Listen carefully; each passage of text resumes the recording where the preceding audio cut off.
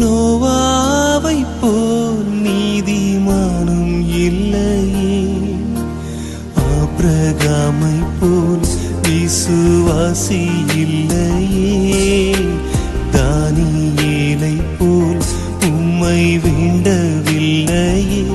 நான் தானாக வந்திருக்கிறேன்,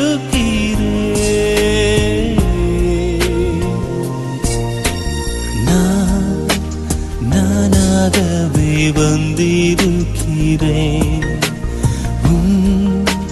பிரசன்னத்தில் வந்து நிற்கிறேன். நீ இன்று என்னை ஏற்றுக்கொள்வீராவும் ராஜ்யத்தில் சேர்த்துக்கொள்.